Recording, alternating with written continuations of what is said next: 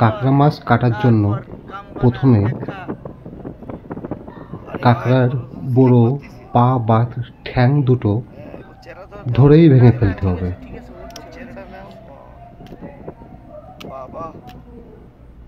তারপর ছোট পাগুলো ধরে বডি ধরে টান দিলেই কাঁকড়া দুই ভাগ হয়ে গেল কাঁকড়া কোটা। আবারও বলছে, প্রথমে বড় পা দুটো ধরে ভেঙে ফেলতে হবে, তারপরে ছোট পা দুটো ধরে বডি ধরে টান দিলেই দু ভাগ।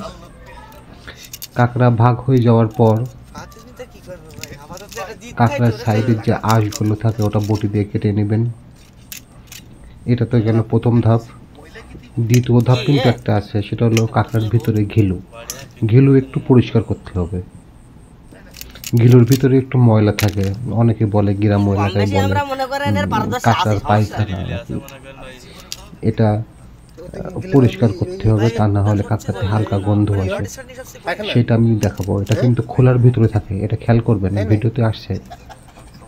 এটা কিন্তু একদম খোলার ভিতরে থাকে, এটা কালো কালো থাকে, অনেক সময় ঘিলুর সাথে রঙের সাথে মিশে যায়। হ্যাঁ, ওই দেখেন কালো কালো, এইটা পরিষ্কার করে ফেলতে হবে, এই কালো কালো গুলো। তা না হলে কিন্তু কাঁকড়ার একটা গন্ধ গন্ধ ভাব চলে আসবে।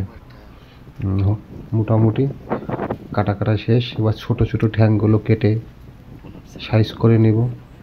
কিছু বাগদা আছে, খোসা ছাড়াই নিছি আমরা।